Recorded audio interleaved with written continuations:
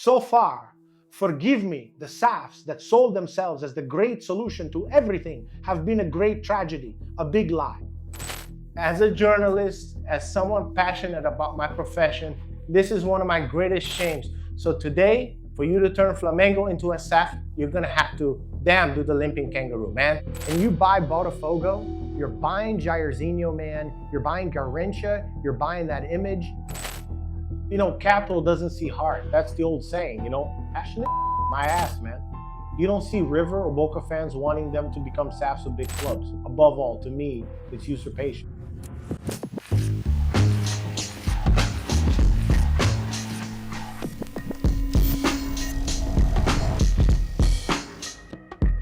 Lúcio, how has the issue of SAFs been here since they were implemented? I don't know. They were sold to everyone as a great solution. And what has been shown is very far from that.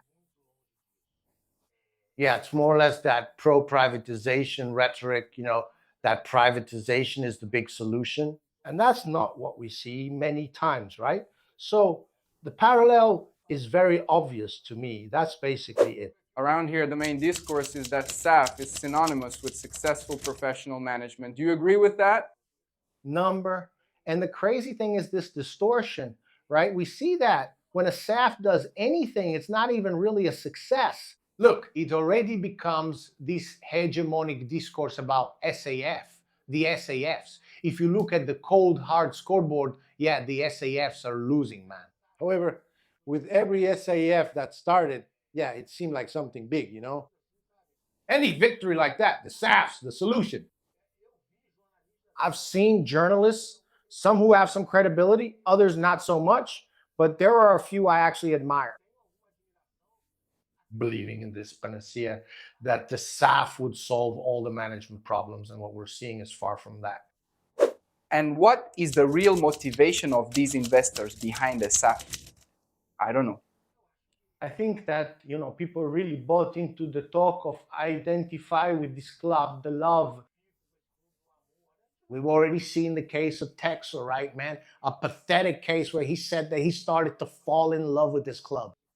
And I saw it. It was something that made me feel like, I said, my God, it's not possible. People actually believing that, you know? I saw Botafogo fans, my friends saying, the old man fell in love with Botafogo. We would say, but with Botafogo, it's different, you know? Capital doesn't see heart. That's the old saying, you know? He didn't fall in love. Come on, man. You know? So these guys buy the club aiming for profit. The fan wants victories and wants to keep his passion for the club he loves and so on. So these are two very different things. They're two lines that will never cross, man. My problem is usurpation. When you buy Botafogo, you're buying Jairzinho, man. You're buying Garrincha. You're buying that image. And then for the guy who's there at the... Yeah, that's right. They're talking, damn, someone who has no commitment to this brand, he's using Garrincha's image. He's using Newton Santos' image. So he's buying something that isn't his, something that was built on a strong sense of belonging, you know? A big club SAF above all to me is usurpation. I'll give an example that I always use that I really like. Independiente del Valle.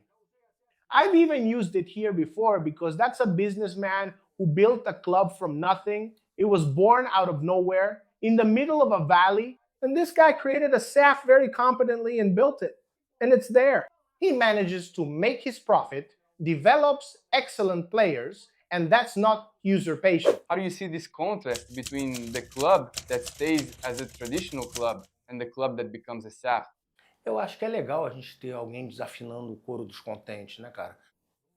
In a world where they want to sell you the idea that there's only one way, that the only possible path is this one now, it's very curious that the two most successful ones don't follow this trend at all. They're exactly the ones that aren't following this trend. So it's something for us to think about. You can question it, you can say that, but these are models that can't be replicated because Flamengo has a huge fan base, Palmeiras had someone back then, who, etc. But they managed to do it. The fact is they succeeded without having to sell their soul. Do you believe that either of these two will ever become a SAF or not? First of all, the fans of these two wouldn't accept it. Yeah, and that's really powerful, right? So having fans who would speak out. It's in the soul of these fan bases, you know, that these brands, these clubs don't belong to anyone. They can't belong to anyone. So I think first there would be resistance.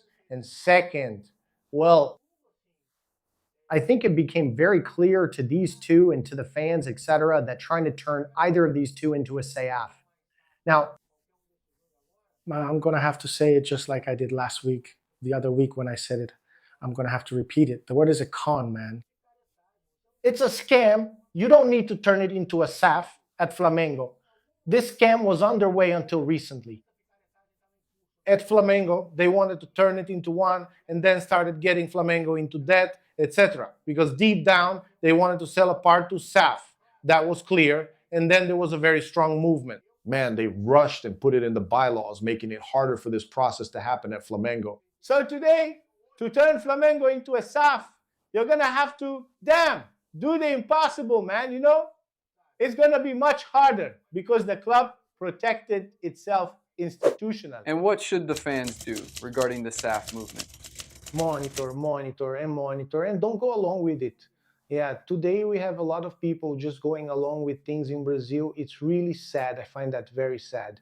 It's like that, you know, fans just giving in, accepting. It's giving up what's, you know, the object of his passion, the thing he walked up the stadium ramp with his father for when he was 5 years old. Those colors there, it's him. He's giving all of that up. So all that's left is to monitor and not join in. What we see is that some scammers show up, some opportunists arrive saying, I'm going to do this, I don't know what. They kiss the badge and everyone just accepts it, you know? It's a lot of nonsense, isn't it? Lúcio, what's the criticism about the lack of effective oversight and transparency mechanisms in the SAF's law? Law 14,193 of 2021. That was maybe one of our biggest problems, or the main problem, among so many others. But like when the SAF law was being voted on, it was supposed to have transparency mechanism. And then there was interference at that time in 2021, direct interference. And I've already written about this. Others have written about it too. I highly recommend the work of our colleague Arolan Simões, who is a great scholar on this subject and has published books. There was supposed to be an oversight mechanism, but there was direct intervention by the state minister in 2021 to deregulate the whole thing. So the possible oversight mechanism was removed from the SAF law, which turned into this mess. Ultimately, today we even know who's behind the SAFs, but in the end, if some adventurer gets involved, some criminal from who knows where, some shady investor from Russia or from God knows where, if he wants to come here and buy a SAF and have it without signing and without showing up, he'll be able to do it. In Brazil now, the amendment for that was going to be implemented. But since it was approved there, hastily and suddenly, and there was this show of authority from that minister's SAFs in Brazil, went without an oversight mechanism. This is extremely serious. How can the media and political discourse that supported the approval of the SAF law be characterized? As a journalist, as someone passionate about my craft, this is one of the greatest shames I have, you know? I wrote a lot about this. I talked and I keep talking about it. One day we're going to have to do a big survey, a big study to see what the role of the press was in the history of the SAFs. The press just rolled over for the SAFs, you know? Yeah, man, it was a shame, man. It was a totally uncritical coverage, you know? Everyone was dazzled. Whatever those guys said was taken as absolute. Nobody investigated. I always joke about that song by Angela Roro, O Grande Escândalo Sou Eu. Why? The big scandal is the Brazilian sports press, which at that moment failed in its role, which is always the role of the press, always in any situation, is to scrutinize power and the powerful. Our press failed. It didn't oversee, except for a few rare exceptions. Who was coming in under the SAF model? What were they going to do? Who were they? The story of these guys. I mean, it was a scandal that happened. The role of the press in this whole process was a disgrace in our history. Now, what is the role and the risks for the original association after the sale of the SAF? The risk for the original association is when they give up on overseeing, on being present. They don't understand because the role many times becomes very small, right? I mean, in terms of shareholding, right? And then they end up joining in. Like I said here, they become friends with the owner, the guys from the association, and stop doing their job. The association has to be strong, man. Whatever the role, whatever size it ended up being, it has to bother. It, in other words, has to be in opposition to whoever bought it. It's not about being against the club. And there's a lot of doubt among the fans, but the association is getting in the way. The association has to oversee whoever bought it. It has to be breathing down their neck all the time.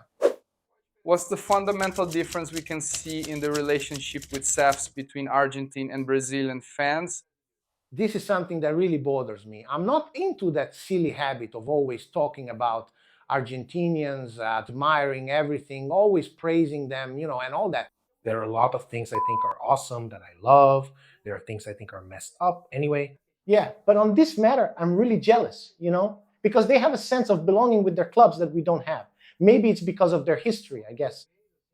Yeah, over there, the clubs are much more neighborhood based.